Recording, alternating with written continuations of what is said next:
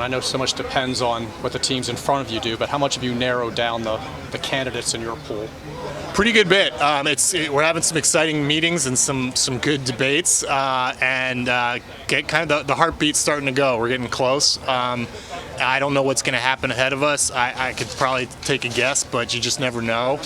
I think we came into this with 12 or so players under serious discussion, and we've definitely narrowed that down. But it's just sort of a tradition and just the way these things go that you don't really decide until right before the pick.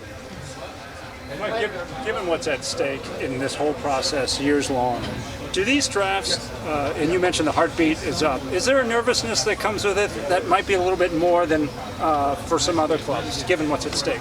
It's a fun energy. I think we all recognize you're picking anywhere in the draft, but high in the draft, it's a huge opportunity. It's a high stakes game, and you look historically at the picks, and it's just the way baseball works. They don't often do very well, but when you do get the right one, it can be an aircraft carrier for your franchise for 6, 7, 10 years. So it's not easy to do. The odds are against you, but you just knowing that possibility is there.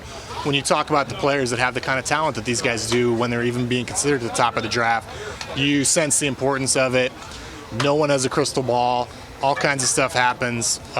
You do the best you can. You bring the best info and the best work ethic to the process that you can, and you make a decision, and you take it from there. But over time, you get multiple stabs at these high picks when you're rebuilding, and you try to do as well as you can. And I hope we do. It's hard for fans, I would imagine, to separate what's going on this field versus the development that you have, and specifically the draft now. It's not the NFL, we all know that, but people may look at it that way. Given that and the state of pitching that you guys have up right here right now, how important is it to get some better arms or higher quality arms in this draft? And would you imagine taking it potentially at 5th? We definitely have some candidates for 5 this year that are pitchers, even in our narrowed down group. Doesn't mean that we're going to take them, doesn't mean they're going to be there. Pitching, it's a complicated thing. There's a lot of injury risk along the way. It's not easy to project from the amateur level all the way to the major league level. But you look at the big aces around the big leagues, and they tend to be early first-round picks, and so you're mindful of that. We want as much pitching as possible. I think that the organization did a great job in the 2017 and 2018 drafts with the first-round picks, those high school players, but they're not there yet either. We've already had some injury bumps there, and that's just the nature of pitching. But those guys are doing really well, and that's exciting. And we've brought in a lot of really good pitchers via trades. Kyle Bradish, Kevin Smith, those kind of guys are doing well, and we're going to need as many of those guys as possible just because of the nature of pitching and being in this ballpark in this division. We're going to need a lot of good pitching coming internally. So we're mindful of that, but we're not going to force it in the amateur draft if the draft doesn't give it to us. And then, the last couple of years, obviously, we've taken a lot of position players early. I think part of that has been that the Orioles took a lot of pitchers early, several years into that kind of liberated us to take the position players. But also that was just the way those drafts stacked up. I mean, just look at the top of the 2019 draft. It was hitters. The top of the 2020 draft was hitters. And it just so happened that our comp second, third round picks were hitters too. So we'll just see how it falls. We're definitely going to have some pitchers on the board for all those picks. Mike, you've mentioned a few times that obviously you don't get first pick at things. How does having the 5th overall pick change the calculus versus the first or second pick? I think we feel good about it this year. I think there are some years where you'd be looking and you're outside looking in on the talent at 5. I think it's pretty good where we're at. I can't complain about the sort of feel of whether we're getting our full value at the 5 pick. It feels like a good group at 5. How would you describe the draft class in terms of strengths or weaknesses at that top 5 spot? We heard Brad say high school shortstop's heavy. Is that how you would describe it?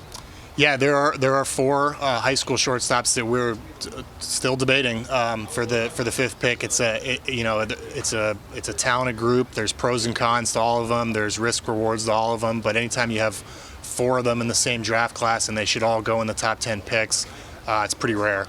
And then you got a couple of good pitchers as well, and some outfielders too. But I'd say the thing that looking back that defines this draft class is probably those four high school shortstops going in the top 10 picks or so. Mike, not talking college or high school or pitcher or position players. When you pick this high, what type of player, production-wise and value-wise, should a pick this high ultimately yield? Well, like I said, you look historically, statistically at the draft, you'd be surprised how disappointing a high pick is over time historically. But we don't, we feel that we should be getting an impact player with this pick. That is our goal. I think if that doesn't happen, we'll feel like we failed with the pick. One area that you did really well in last year was the undrafted free agents. And I know this draft has a lot more rounds than it did last year. But what is your methodology to going after guys like that? Well, we have a great scouting staff and also a group of analysts in the front office that are targeting, identifying these guys. It feels a little different this year when it comes to the post-draft undrafted free agents. This is a new thing starting in 2020. You're capped at $20,000 to sign these guys. What's different this year is there's 20 rounds, so all these kids are hoping to be drafted as of today. So to call them and just talk about being a post-draft signing, it's not something we do anyway, but all these kids are deserving of and hoping to be going in the draft. So I think as soon as the draft ends, as soon as day 3 ends, that's when we'll start our process and make them aware of the opportunity that's here with our player development and our desire to raise players internally and allow them opportunities to make it to the big league level as homegrown players. So we'll be able to sell them on that opportunity, but we're going to wait until after the draft comes. And probably a lot of them are going to come from players that we had on our draft board that just didn't get selected. Mike, you had some success with underslotting previously in Houston, but the next year after that you didn't underslot. Last year you underslotted, and obviously the jury's still out on what happens here. But how much is underslotting in your mindset now, and will it be difficult to do it 2 years in a row? I think a big part of gleaning the most value from the draft and the draft pool system and the way it works now, it's been like this since 2012. You have a finite amount of money that your team is allowed to spend in the draft. It's not like you put the money back in your pocket if you don't give it all to your first pick. You give it to later picks, or you can underpay later picks and overpay a higher pick. So you're just trying to get the most value out of your entire draft class as possible.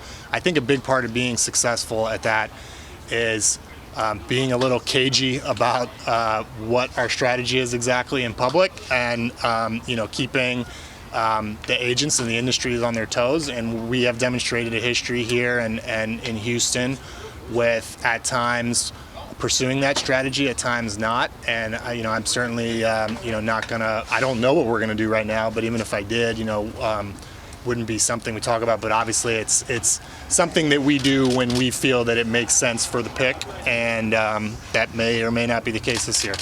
Mike, on a separate topic, just what's it like to see Cedric Mullins doing what he's doing, given what kind of season he went through a couple years ago? Well, yeah, congrats to him. We're so proud to have him representing us in the All-Star game, and I really hope he's the starter with Mike Trout hurt. He's deserving of it statistically, but he is very quickly becoming a face of the franchise kind of player for us. He's been one of the best players in baseball in the first half. He's possibly the best center fielder outside of Trout in the American League, and he's possibly the best defensive center fielder in the American League. So 26 years old, homegrown. It's a very special thing. I hope he can even keep, and we expect that he's going to keep this up, but I hope he can even keep up a fraction of what he's doing, because it's been an amazing development for us and for him. And to think about in 2019 how lost he was at the plate, how he had to go back to Double-A. He never batted an eye about it. He understood it was going to be beneficial to him. Never complained. Put the work in over the winter. Came back in 2020 and had a real solid step forward season in the coronavirus environment in 2020, and here we are. So it's a tremendously exciting development, I think, for this franchise and what we're trying to do to have what looks like an impact center fielder on our hands, and I'm so glad for him. Getting back to the draft, this is with the draft being 5 weeks later than it normally is. Do you anticipate players that you draft getting in games in the last few weeks of the minor league season? I think so. It's going to be a little strange, and not only because it's later, but there's no New York Penn League, there's no Appalachian League, so we're going to have to make a decision to either put players in what's now called the Florida Complex League, used to be the Gulf Coast League, or put them in Delmarva to get that first summers of experience. And obviously, if we take a college hitter or something with one of the first couple of picks, it's more likely that they'll go to Delmarva at some point. They'll probably start in Florida just to get their feet wet, but we'll try to get them up there. But then if it's a high school kid, it might just be more of a complex-based program. So we'll see what happens. But it's going to be strange, both in terms of timing and not having the short season levels. So we'll see how we end up playing it. Going off that cagey part for a second, what kind of read do you have on the first 4 picks? And do you anticipate one of those Vanderbilt pitchers getting to you at 5th? I would bet that the odds are that one of them is on the board. Just the odds of it. And we're considering both of them very strongly. So I think I have educated guesses based on what the first 4 teams are doing, but they're all being responsibly tight-lipped, as are we. So it would just be my own reading the tea leaves and contacts, and it's also 2 days out, and I think people do underestimate how late these decisions are made. It's really a down-to-the-minute kind of thing, so we'll see. But we have to prepare for all eventualities. I think we will have at least 5 players on our board for the 5th pick, and maybe even a couple more. But we only need 5, and we'll line up those 5, and we'll take whichever one we want to take.